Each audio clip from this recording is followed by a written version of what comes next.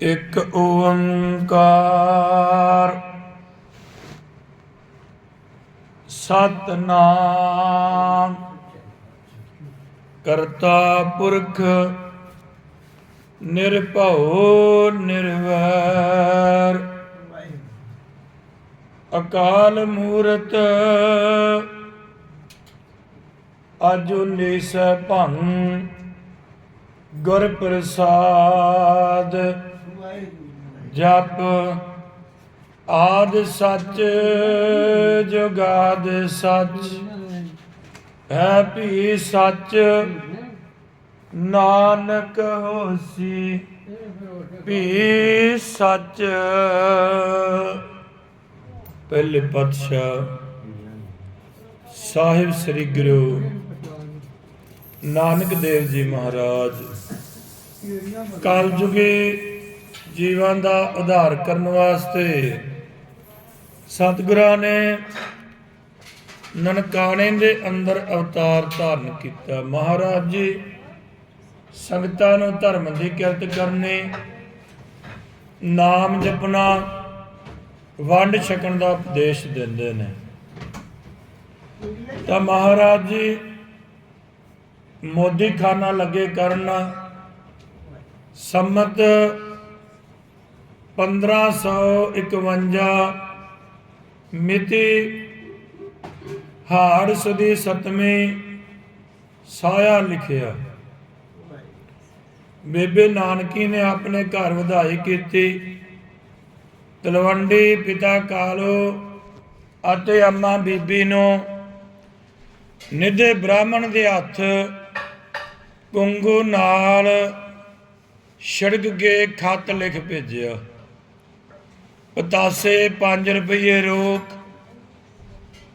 ਤਲਵੰਡੀ ਕਾਲੂ ਦੇ ਘਰ ਭੇਜ ਦਿੱਤੇ। ਕਾਲੂ ਦੇ ਘਰ ਆਨੰਦ ਮੰਗਣ ਲੱਗੇ ਹੋਣ। ਕਾਲੂ ਆਪਣੇ ਸਹੁਰੇ ਆਦਮੀ ਭੇਜਿਆ, ਉੱਥੇ ਵੀ ਵਧਾਈ ਹੋਈ। ਲੱਗੇ ਭਾਜੀਆਂ ਵੰਡਣ। ਕਾਲੂ ਰਾਏ ਬੁਲਾਰ ਪਾਸ ਗਿਆ। ਜਾ ਕਰ ਆਖਿਆ, ਹੇ ਰਾਏ ਜੀ, ਨਾਨਕ ਤੁਹਾਡੇ ਦਾਸ ਦਾ ਵਿਆਹ, ਮੈਂ ਸੁਲਤਾਨਪੁਰ ਜਾਵਾਂ, ਸਾਹਾ ਲਿਖਿਆ ਆਇਆ। ਇਹ ਬਾਤ ਸੁਣ ਕੇ ਰਾਏ ਬੁਲਾਰ ਬੜਾ ਤੰਗ ਹੋਇਆ। ਰਾਏ ਨੂੰ ਬੜਾ ਗੁੱਸਾ ਆਇਆ। ਆਦਾ, ਕਾਲੂ ਤੇਰੀ ਮੱਤ ਨੂੰ ਕਿਹਾ ਹੋਇਆ, ਤੂੰ ਨਾਨਕ ਨੂੰ ਆਪਣਾ ਪੁੱਤਰ ਜਾਣਦਾ, ਉਹਦਾ ਸਰਬ ਦਾ ਮਾਲਕ ਹੈ। ਇਹ ਸੁਣ ਕੇ ਕਾਲੂ ਨੇ ਆਖਿਆ, ਰਾਏ ਜੀ ਬਖਸ਼ੋ, ਫਿਰ ਇਹ ਬਾਤ ਮੈਂ ਨਹੀਂ ਆਖਾਂਗਾ।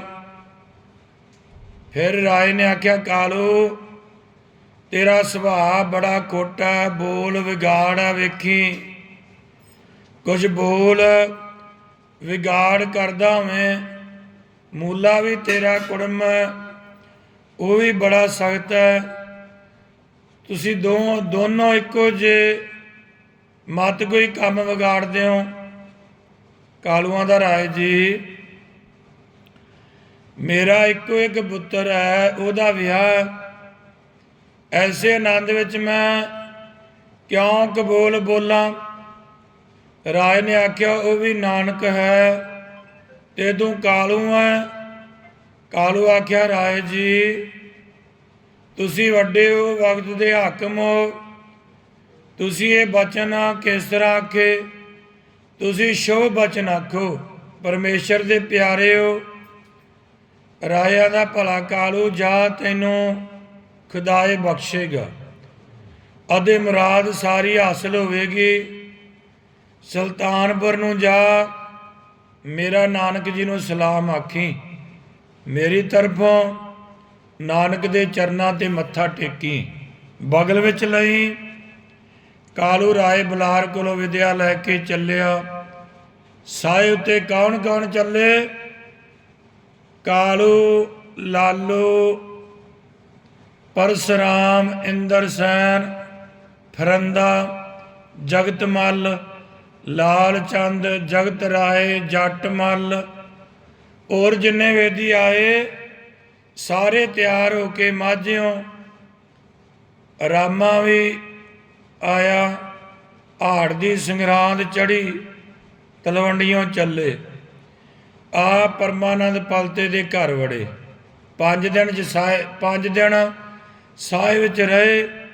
ਵਿਆਹ ਦਾ ਆਰੰਭ ਕੀਤਾ।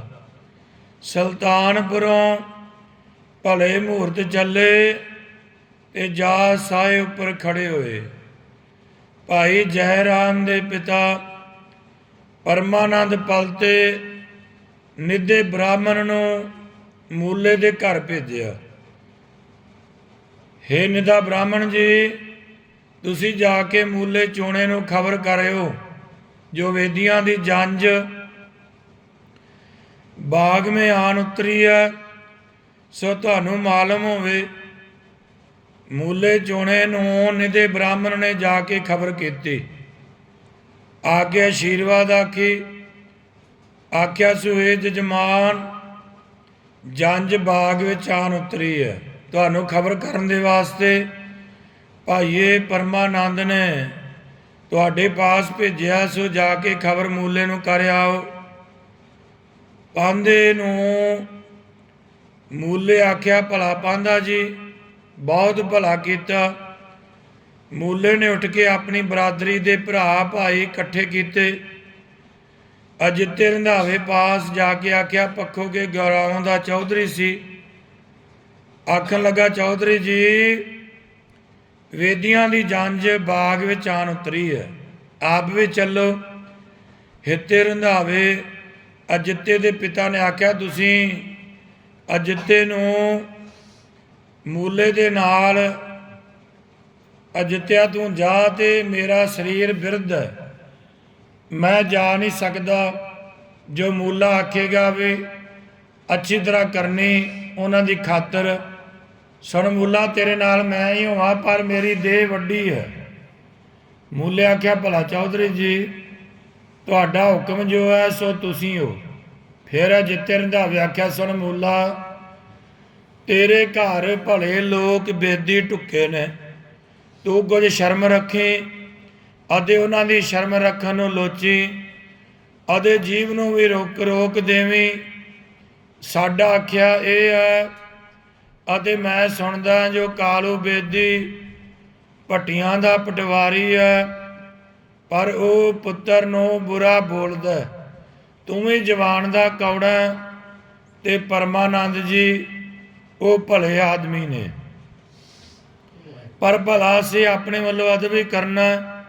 ਮੂਲੇ ਆਖਿਆ, ਭਲਾ ਚੌਧਰੀ ਜੀ, ਤੁਸੀਂ ਸਾਡੀ ਪੁਸ਼ਤ ਪਨਾਹ ਹੋ। ਇੱਕ ਪਰਮੇਸ਼ਰ ਦੀ ਓਟ ਹੈ ਜਾਂ ਤੁਹਾਡੀ? ਅਜਿੱਤੇ ਰੰਧਾਵੇ ਆਖਿਆ, ਭਲਾ ਮੂਲਾ, ਅਸਾਂ ਨੂੰ ਤੁਹਾਨੂੰ ਦੋਵਾਂ ਨੂੰ ਸੱਚੇ ਪਰਮੇਸ਼ਰ ਦੀ ਓਟ ਹੈ, ਉਹਦਾ ਆਸਰਾ ਰੱਖਿਓ। ਜਾ ਕਰ ਜੰਝ ਦਾ ਅੱਗਾ ਲਓ। ਭਾਈ ਮੂਲੇ ਨਿੱਧੇ ਬ੍ਰਾਹਮਣ ਨੂੰ ਅੱਗੇ ਤੋਰਤਾ। ਆਪ ਸਭ ਪੰਚ ਪਰਮੇਸ਼ਰ ਨਾਲ ਲੈ ਕੇ ਜੰਝ ਦਾ ਅੱਗਾ ਲੈਣ ਵਾਸਤੇ ਸੁਧਾਰੇ। ਅਜਿੱਤਾ ਵੀ ਨਾਲ ਆਇਆ, ਬਟੇਰੀ ਦੇ ਸਮਾਨ ਵੀ ਨਾਲ ਲੈ ਆਏ। ਜੰਝ ਦਾ ਭਲਾ ਆਦਰ ਭਾਵ ਲਿਆ। ਭਲੀ ਪ੍ਰਕਾਰ ਵਾਜੇ ਵੱਜਦੇ ਵੱਡਾ ਉਤਸ਼ਾਹ ਹੋਇਆ। ਗਊਆਂ ਦੇ ਆਉਣ ਵੇਲੇ ਜੰਝ ਸ਼ਹਿਰ ਵਿੱਚ ਆਈ। ਸ਼ਾਮ ਨੂੰ ਆਪਾਂ ਮੱਝਾਂ ਗਾਵਾਂ ਘਰ ਲੈ ਕੇ ਆਉਣੇ ਆ। ਗਊਆਂ ਦੇ ਆਉਣ ਵੇਲੇ ਭਾਵ ਸ਼ਾਮ ਨੂੰ ਜੰਝ ਸ਼ਹਿਰ ਵਿੱਚ ਆਈ। ਇੱਕ ਪਾਸੇ ਕਾਲੂ, ਦੂਜੇ ਪਾਸੇ ਜੈ ਰਾਮ ਦਾ ਪਿਤਾ ਪਰਮਾਨੰਦ ਪਲਤਾ। ਪੈਸੇ ਟਕੇ ਰੁਪਈਏ ਸੁੱਟਦੇ, ਵਰਖਾ ਕਰਦੇ ਕਰਦੇ ਡੇਰੇ ਆਏ ਜਿੱਥੇ ਉਤਾਰਾ ਕੀਤਾ ਸੀ। ਦੂਲੇ ਨੂੰ ਦੇਖ ਕੇ ਨਰ ਨਾਰੀ ਬੜੇ ਪ੍ਰਸੰਨ ਹੋਏ। ਮੂਲੇ ਦੇ ਭਾਗਾਂ ਦੀ ਸਰਾਹਤਾ ਕਰਦੇ। 28,000 ਦੇਵਤਿਆਂ ਸਮੇਤ ਇੰਦਰ, ਬ੍ਰਹਮਾ, ਵਿਸ਼ਨੂੰ, ਸ਼ਿਵ ਆਪਣੀਆਂ ਸ਼ਕਤੀਆਂ ਨਾਲ ਲੈ ਕਰ ਬਾਬੇ ਜੀ ਦਾ ਵਿਆਹ ਵੇਖਣ ਆਏ। ਲక్ష్ਮੀ ਜੀ, ਪਾਰਵਤੀ ਜੀ, इंद्राणी ब्राह्मणी हाथ में आरती लैके और पूजा के समान लैके बाबे जी दे विआह दे गीत गाउंदियां ਜਾਂ ਮੂਲੇ ਦੇ ਘਰ ਢਕਾ ਹੋਇਆ। ਉਸ ਸਮੇਂ ਨਾਨਕ ਨਿਰੰਕਾਰੀ ਜੀ ਦੀ ਆਰਤੀ ਕਰੀ। ਗੁਰੂ ਨਾਨਕ ਜੀ ਦਾ ਨਾਮ ਲੈ ਲੈ ਕੇ ਗੀਤ ਗਾਉਂਦੀਆਂ ਬ੍ਰਹਮਾ ਲੱਗਾ ਉਸਤਤੀ ਕਰਨ। ਗਣਾਂ ਦੇ ਸਮੇਤ शिव जी ਮੁਕਟ ਲੈ ਕਰ ਆਏ। ਗਾਨ ਗੰਧਰਵ ਸਾਰੇ ਮਿਲ ਕੇ ਮੰਗਲਾਚਾਰ ਲੱਗੇ ਗਾਉਣ। सनकादिक सेहरे लैके आए। सब देवी देवते तंबोल दे के जय जयकार करन लगे। 9 नाथ 84 सिद्ध सारे भेटा लैकर आए। आड़ शुक्ला पक्ष की 7वीं नूं अमृत वेले बाबे नानक जी का विआह होया। माता सुलखनी जी नूं इशनान करा के नवे वस्त्र पहनाए। खारियां पर बाबे नानक जी के पास लिया बिठाया। बजंतर वाजे वजाउंदे जय जयकार हो रही। 5 घड़ियां रात रहिंदी लावां लगियां मिलन। राग सूही महला पहला श्री मुख बाक। राम पैलड़ी लाओ सतगुर सतयुग साजिया। बलराम जीओ त्रै गुण विस्तार अनाद वाजिया। बलराम जीओ बजाया अनहद समुंद मथिया। लछ कौला निकली 33 करोड़ छोड़ आए ठाकुर को मिली। विआह ठाकुर चरण लाई ओढ़ भगत निभाहिया। अरदास नानक लाओ पहली भला सतयुग सतगुर साजिया। राम दूसरी लाओ तेता जुग वरताया। बलराम जीओ धन धन संत प्यारे जिन हर नाम ध्याया। बलराम जीओ संत जपते नाम हर का मिले राम प्यारिया। गंडीव धन गुरग पत चढ़ाया परशुराम का बलिहारिया। ब्याह सीता गृह में आनी ओढ़ भगत निभाहिया। अरदास नानक लाओ दूजी सीता राम ब्याहिया। राम तीजी लाओ जुग जुग द्वापर वरताया। बलराम जीओ सर्ब सखियां सहज सेती रुक्मणी मंगल गाया। बलराम जीओ रुक्मणी मंगल गाया। सहज सेती सस पाल राजा मारिया। बलराम जीओ बचन पूरे दोष धरिया। चक्र संख विदारिया। ब्याह रुक्मणी गृह में आनी ओढ़ भगत निभाइया। अरदास नानक लाओ तीजी रुक्मणी कृष्ण जी वर पाया।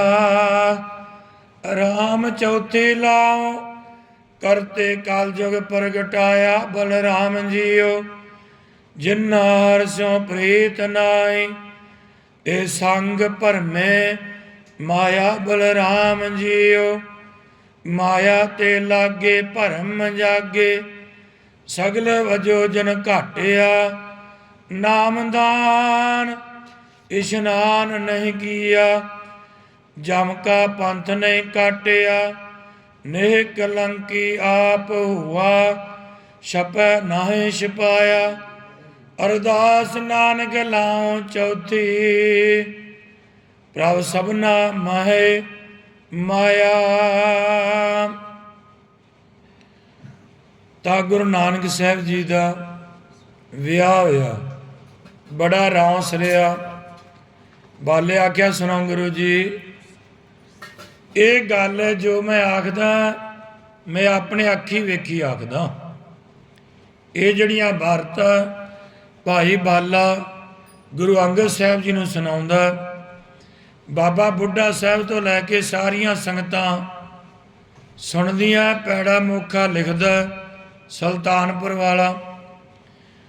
ਭਾਈ ਬਾਲਾ ਦਾ ਇਹ ਸਾਰੀਆਂ ਗੱਲਾਂ ਮੈਂ ਆਪਣੇ ਅੱਖੀ ਵੇਖੀਆਂ, ਸੁਣੀਆਂ ਗੱਲਾਂ ਨਹੀਂ ਕਰਦਾ। ਗੁਰੂ ਅੰਗਦ ਸਾਹਿਬ ਜੀ ਬਾਜੀਆਂ ਗੱਲਾਂ ਸੁਣ ਕੇ ਰੰਗ ਵਿੱਚ ਬੈਰਾਗ ਕਰਦੇ ਰਹਿਣ। ਬਾਲਾ ਦਾ ਜਦੋਂ ਲਾਵਾਂ ਦਾ ਵੇਲਾ ਹੋਇਆ ਨਾ, ਉਸ ਵੇਲੇ ਬਾਬੇ ਨਾਨਕ ਆਖਿਆ, ਭਾਈ ਬਾਲਾ ਤੂੰ ਮੇਰੇ ਪਾਸ ਰਹੋ। ਮੈਂ ਆਖਿਆ, ਭਲਾ ਗੁਰੂ ਜੀ ਮੈਂ ਤੁਹਾਡੇ ਪਾਸ ਹੀ ਹਾਂ। ਸੁਣੋ ਗੁਰੂ ਜੀ, ਜੁਗ ਗੁੱਜਾ ਖਰਚ ਗੁਰੂ ਨਾਨਕ ਜੀ ਦਾ ਉਹ ਮੇਰੇ ਪਾਸ ਸੀ। ਗੁਰੂ ਨਾਨਕ ਜੀ ਦੇ ਵਿਆਹ ਦਾ ਦੋਵਾਂ ਪਾਸੋਂ ਭਲਾ ਰਸ ਰਿਹਾ। 3 ਦਿਨ ਜੰਝ ਰਹੀ, ਪਰ ਚੌਥੇ ਦਿਨ ਜੰਝ ਵਿਦਿਆ ਹੋਈ। ਗੁਰੂ ਨਾਨਕ ਜੀ ਡੋਲੀ ਲੈ ਕੇ ਸੁਲਤਾਨਪੁਰ ਆਣ ਵੜੇ। ਕਾਲੂ ਤੇ ਲਾਲੂ ਦੋਵੇਂ ਭਾਈ ਆਖਣ, ਜੋ ਨਿੰਗਰ ਤੇ ਵਹੁਟੀ ਆਪਣੇ ਘਰ ਤਲਵੰਡੀ ਨੂੰ ਚੱਲਣ, ਅਤੇ ਨਾਨਕੀ ਜੀ ਜੈ ਰਾਮ ਆਖਣ ਇੱਥੇ ਰਹਿਣ, ਤਲਵੰਡੀ ਭੇਜੀ ਨਾ। ਇਹ ਫਿਰ ਝਗੜਾ ਕੀਤਾ ਨੇ। ਜਗਲਾ ਦਿਨ ਹੋਇਆ ਪਰਮਾਨੰਦਾਂ ਦਾ। ਸਣਮੂਲ ਚੰਦ ਇਹ ਹੋਣਾ ਪਹਿਲੀ ਵਾਰੀ। ਨਿੰਗਰ ਦੀ ਮਾਂ ਦੀ ਵੀ ਮੁਰਾਦ, ਉਹਦੀ ਵੀ ਸਿੱਖ ਹੈ। ਇਹ ਹੁਣ ਆਪਣੇ ਘਰ ਨੂੰ ਜਾਣ, ਫਿਰ ਆ ਕੇ ਇੱਥੇ ਹੀ ਰਹਿਣਗੇ। ਕਿਉਂ ਜੋ ਕਿਰਤ ਮੋਦੇ ਖਾਨੇ ਦੀ ਇੱਥੇ ਹੀ ਹੈ, ਇਹਨਾਂ ਦਾ ਉੱਥੇ ਰਹਿਣਾ ਫਿਰ ਕਿਵੇਂ ਬਣਦਾ। ਡੋਲੀ ਘਰ ਲੈ ਜਾਣ। ਗੁਰੂ ਨਾਨਕ ਜੀ ਤੇ ਮਾਤਾ ਚੋਣੀ ਦੀ ਡੋਲੀ ਤਲਵੰਡੀ ਲੈ ਗਏ। ਗੁਰੂ ਨਾਨਕ ਜੀ ਵੀ ਤਲਵੰਡੀ ਨੂੰ ਚਲੇ ਗਏ। ਗੁਰੂ ਨਾਨਕ ਜੀ ਆਂਦੇ, ਭਾਈ ਬਾਲਾ ਸਾਡੇ ਆਉਂਦਿਆਂ ਤੱਕ ਤੁਸੀਂ ਕੰਮ ਚਲਾਓ। ਅੱਗੋਂ ਬਾਲਾ ਦਾ, ਗੁਰੂ ਜੀ ਮੈਂ ਤਾਂ ਜੱਟ ਆ, ਮੈਥੋਂ ਮੋਦੀ ਖਾਨੇ ਦਾ ਕੰਮ ਕਿਵੇਂ ਚੱਲੂ। ਗੁਰੂ ਨਾਨਕ ਜੀ ਆਂਦੇ, ਭਾਈ ਬਾਲਾ ਇਹ ਕੰਮ ਕਰਤਾਰ ਚਲਾਵੇਗਾ, ਪਰ ਤੁਸੀਂ ਵਿੱਚ ਖੜੇ ਰਹਿਣਾ। 1 ਮਹੀਨੇ ਨੂੰ ਜ਼ਰੂਰ ਅਸੀਂ ਆ ਜਾਵਾਂਗੇ। ਬਾਲੇ ਆਖਿਆ, ਭਲਾ ਗੁਰੂ ਜੀ ਜੋ ਤੁਹਾਡੀ ਰਜਾਏ ਤਿਉਂ ਹੀ ਕਰੋ। ਗੁਰੂ ਜੀ ਜੋ ਕੁਝ ਤੁਸੀਂ ਆਖੋਗੇ ਸੋਈ ਮੈਂ ਕਰੂੰਗਾ। ਗੁਰੂ ਨਾਨਕ ਜੀ ਤਲਵੰਡੀ ਗਏ। ਬਾਲੇ ਆਖਿਆ, ਸੁਣੋ ਗੁਰੂ ਜੀ ਫਿਰ ਉੱਥੋਂ ਦੀ ਖਬਰ ਮੈਨੂੰ ਕੋਈ ਨਹੀਂ। ਜੋ ਦੇਖਿਆ ਗੁਰੂ ਨਾਨਕ ਜੀ ਤਲਵੰਡੀ ਵਿੱਚ ਕਿਆ ਚੋਜ ਕੀਤੇ। ਗੁਰੂ ਨਾਨਕ ਜੀ 1 ਮਹੀਨਾ ਤਲਵੰਡੀ ਰਹੇ ਤੇ ਮਹੀਨੇ ਪਿੱਛੋਂ ਫਿਰ ਸੁਲਤਾਨਪੁਰ ਆਣ ਵੜੇ। ਫਿਰ ਗੁਰੂ ਨਾਨਕ ਜੀ ਭੈਣ ਨਾਨਕੀ ਜੀ ਨੂੰ ਜੈ ਰਾਮ ਨੂੰ ਆਣ ਮਿਲੇ। ਮਾਤਾ ਚੋਣੀ ਜੀ ਵੀ ਆ ਕੇ ਨਨਾਣ ਦੇ ਪੈਰੀ ਪਈ। ਅੱਗੋਂ ਬੇਬੇ ਨਾਨਕੀਆਂ ਦੀ ਠੰਡੜੀ ਠਰੀ ਹੋਵੇ। ਅਗਲੇ ਦਿਨ ਗੁਰੂ ਨਾਨਕ ਜੀ ਮੋਦੀ ਖਾਨੇ ਆਣ ਬੈਠੇ। ਮਾਤਾ ਚੋਣੀ ਜੀ ਪੇਕੇ ਚਲੀ ਗਈ। ਮੂਲਾ ਚੋਣਾ ਆ ਕੇ ਆਪਣੇ ਘਰ ਲੈ ਗਿਆ। ਗੁਰੂ ਨਾਨਕ ਜੀ ਮੋਦੀ ਖਾਨੇ ਜਾ ਕੇ ਲੱਗੇ ਕੰਮ ਚਲਾਉਣ। ਬਾਬਾ ਨਾਨਕ ਗੱਦੀ ਪਰ ਤੱਕੜੀ ਪਕੜ ਕਰ ਬੈਠੇ। ਜੋ ਕੋਈ ਕੁਝ ਆ ਕੇ ਮੰਗੇ ਉਹ ਬਾਬਾ ਜੀ ਦਿੰਦੇ ਜਾਣ। ਬਾਲਾ ਲਿਆ ਕੇ ਪਕੜਾਵੇ, ਬਾਬਾ ਤੋਲ ਤੋਲ ਕਰ ਦਿੰਦਾ ਜਾਵੇ। ਜੋ ਚਾਲੀ ਮੁੱਢ ਕਦੀਮਾਂ ਦੀ ਉਹੀ ਬਾਬੇ ਦੀ ਰਹੀ। 13 ਤੋਲੀ ਜਾਣ। ਦੇਖ ਕੇ ਉਹ ਆਖਣ, ਭਾਈ ਮੋਦੀ ਖਾਨਾ ਨਵਾਬ ਦਾ ਕਰਦਾ, ਦੌਲਤ ਨਵਾਬ ਦੀ ਲਟਾਉਂਦਾ। ਫਿਰ ਨਵਾਬ ਨੂੰ ਜਾ ਕੇ ਚੁਗਲੀਆਂ ਕਰਨ। ਤੇਰਾ ਮੋਦੀ ਖਾਨਾ ਫਕੀਰਾਂ ਨੂੰ ਲਟਾਉਂਦਾ। ਕੋਈ ਆਖਣ ਇਹਦੇ ਪਾਸ ਪਾਰਸ ਹੈ, ਪੁੰਨ ਜੋ ਵਸਤੂ ਹੈ ਉਹੀ ਪੁੰਨ ਦੀ ਦੇਹ ਧਾਰ ਬੈਠਾ। ਐਸੀਆਂ ਬਾਤਾਂ ਸੁਣ ਕੇ ਕਾਲੂ ਕਿਹਾ, ਮੂਲਾ ਉਹਦੇ ਤੋਂ ਵੀ ਵੱਧ ਮਿਲਿਆ। ਕੋਈ ਕਾਲ ਬੇਬੇ ਨਾਨਕੀ ਜੀ ਦੇ ਘਰ ਵਿੱਚ ਰਹੇ। ਫਿਰ ਬਾਬੇ ਜੀ ਨੇ ਆਪਣੇ ਘਰ ਵਾਸਤੇ ਸਾਰੀਆਂ ਵਸਤੂ ਜੋ ਚਾਹੀਦੀਆਂ ਸੀ ਮੰਗਾ ਕੇ ਰੱਖੀਆਂ। ਬਸਤਰ ਭੂਖਣ ਨਿਤ ਨਵੇਂ ਬਣਾ ਕੇ ਘਰ 'ਚ ਦੇਣ, ਹੋਰ ਸਰਬ ਪ੍ਰਕਾਰ ਦੇ ਸੁੱਖ ਤਿਆਰ ਕਰਕੇ ਦਿੰਦੇ ਰਹਿਣ। ਕਬੀਲੇ ਨਾਲ ਮੋਹ ਥੋੜਾ ਕਰਨ। ਇਸ ਵਾਸਤੇ ਸੁਲੱਖਣੀ ਜੀ ਜਦੋਂ ਬੇਬੇ ਨਾਨਕੀ ਜੀ ਪਾਸ ਜਾਣ ਗੁੱਸੇ ਰਵੇ। ਬੇਬੇ ਜੀ ਛੋਟੀ ਭਰਜਾਈ ਜਾਣ ਕੇ ਬਹੁਤ ਭਾਰੀ ਖੁਸ਼ਾਮਦ ਕਰਦੀ ਰਵੇ। ਮਾਤਾ ਚੋਣੀ ਮੂਲੇ ਦੀ ਧੀ, ਇਸੇ ਵਾਸਤੇ ਸੁਲੱਖਣੀ ਨੂੰ ਵੀ ਚੋਣੀ ਨਾਮ ਨਾਲ ਆਖਦੇ ਸਨ। ਬੇਬੇ ਨਾਨਕੀ ਨਾਲ ਚੋਣੀ ਛਿੱਥੀ ਹੁੰਦੀ ਰਵੇ। ਗੁਰੂ ਜੀ ਦੀ ਖੁਸ਼ੀ ਆਵੇ ਆਉਣ, ਜੇ ਦਿਲ ਕਰੇ ਆਉਣ, ਨਾ ਕਰੇ ਨਾ ਆਉਣ ਘਰ। ਕਈ ਕਈ ਦਿਨ ਗੁਜ਼ਰ ਜਾਣ ਘਰ ਵੜਿਆਂ। ਮਹਾਰਾਜ ਜੀ ਦਾ ਸਹੁਰਾ ਘਰ ਧੀ ਨੂੰ ਮਿਲਣ ਵਾਸਤੇ ਆਵੇ। ਅੱਗੋਂ ਮਾਤਾ ਚੋਣੀ ਆਖੇ, ਤੁਸਾਂ ਮੈਨੂੰ ਕਿੱਥੇ ਦਿੱਤਾ? ਉਹਦਾ ਘਰ ਨਹੀਂ ਆਉਂਦਾ, ਮੇਰੇ ਨਾਲ ਬੋਲਦਾ ਨਹੀਂ। ਮੂਲਾ ਜੈਰਾਮ ਪਾਸ ਆ ਕੇ ਬੜਾ ਗੁੱਸਾ ਕਰਕੇ ਉੱਚੀ ਬੋਲੇ, ਆਖੇ ਤੁਸੀਂ ਮੇਰੀ ਬੇਟੀ ਨੂੰ ਥਾਏ ਰੋੜਿਆ। ਨਾਨਕ ਜੀ ਨੂੰ ਆਖੇ, ਅਵੇ ਤੂੰ ਕੀ ਕਰਦਾ? ਗੁਰੂ ਨਾਨਕ ਜੀ ਬੋਲੇ ਨਾ। ਉਹ ਝੱਖ ਮਾਰ ਮੂਰ ਕੇ ਉੱਠ ਜਾਣ। ਮੂਲਾ ਤੇ ਮੂਲੇ ਦੇ ਘਰ ਦੀ ਮਹਾਰਾਜ ਜੀ ਦੀ ਸੱਸ ਚੰਦੋ ਰਾਣੀ ਮਹੀਨੇ 2 ਮਹੀਨੇ ਆ ਕੇ ਲੜ ਕੇ ਚਲੇ ਜਾਣ। ਇੱਕ ਦਿਨ ਚੰਦੋ ਰਾਣੀ ਬੇਬੇ ਨਾਨਕੀ ਜੀ ਪਾਸ ਆਈ, ਆ ਕੇ ਨਾਨਕੀ ਨਾਲ ਲੜਨ ਲੱਗੀ। ਕਿਉਂ ਅਜਿਹੀਆਂ ਘੁੰਮਤਾ ਕਰਨ ਲੱਗੇ ਹੋ? ਤੁਹਾਨੂੰ ਪਰਮੇਸ਼ਰ ਦਾ ਭਾਉ ਨਹੀਂ, ਭਰਾ ਨੂੰ ਸਮਝਾਉਂਦੀ ਨਹੀਂ। ਭਰਜਾਈ ਨੂੰ ਇਹ ਗਿਣਤੀ ਹੈ ਤੇ ਭਣਵਈਆ ਸਾਲੇ ਨੂੰ ਸਮਝਾਉਂਦਾ। ਤੁਹਾਡੇ ਜੀ ਵਿੱਚ ਕੀ ਆਇਆ? ਸੋ ਤੁਸੀਂ ਆਖੋ। ਬੇਬੇ ਨਾਨਕੀ ਆਖਿਆ, ਸੁਣੋ ਮਾਸੀ ਜੀ, ਭਰਾ ਨੂੰ ਸਮਝਾਵਾਂ ਕਿਆ ਸਮਝਾਵਾਂ? ਭਰਾ ਮੇਰਾ ਚੋਰੀ ਨਹੀਂ ਕਰਦਾ, ਜੁਆਰੀਆ ਨਹੀਂ, ਯਾਰੀ ਨਹੀਂ ਕਰਦਾ, ਹੋਰ ਕੋਈ ਬੁਰਾ ਕੰਮ ਤਾਂ ਕਰਦਾ ਨਹੀਂ। ਕਿਸ ਕੰਮ ਤੋਂ ਉਹਨੂੰ ਸਮਝਾਵਾਂ? ਆਪਣੀ ਕਮਾਈ ਵਿੱਚੋਂ ਨੰਗੇ ਭੁੱਖੇ ਨੂੰ ਵੰਡ ਖਵਾਉਂਦਾ, ਦਾਨ ਪੁੰਨ ਕਰਦਾ।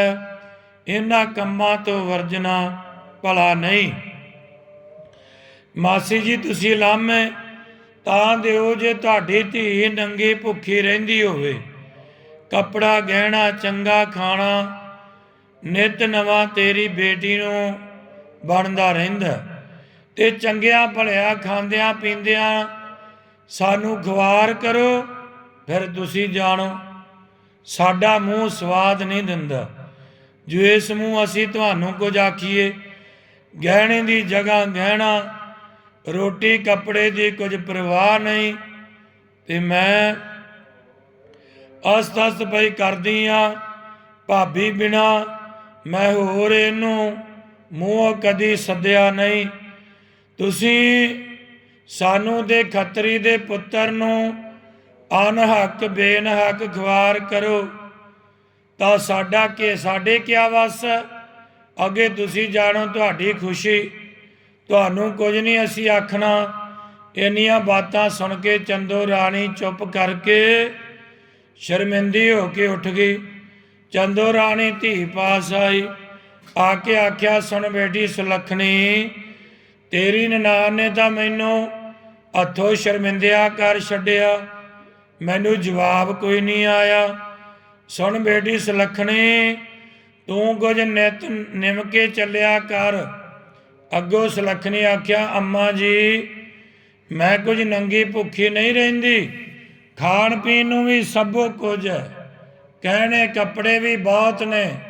ਤੇ ਚੰਦੋ ਰਾਣੀ ਆਖਿਆ, ਬੇਟੀ ਖਾਣ ਪੀਣ ਨੂੰ ਸਭੋ ਕੁਝ ਹੈ, ਉਹ ਖੱਤਰੀ ਦੇ ਪੁੱਤਰ ਨੂੰ ਕਿਉਂ ਖਵਾਰ ਕਰਦੀ ਹੈ? ਅੱਗੋਂ ਮਾਤਾ ਚੋਣੀ ਆਖਿਆ, ਅੰਮਾ ਜੀ ਮੈਂ ਕਿਆ ਕਰਾਂ, ਮੈਨੂੰ ਮੂੰਹ ਨਹੀਂ ਲਾਉਂਦਾ, ਸਿੱਧੇ ਮੂੰਹ ਬੋਲਦਾ ਨਹੀਂ, ਤੇ ਮੈਂ ਕਿਸ ਅੱਗੇ ਆਖਾਂ? इन्ना सुन के चंदो राणी फिर बेबे नानकी पास आई।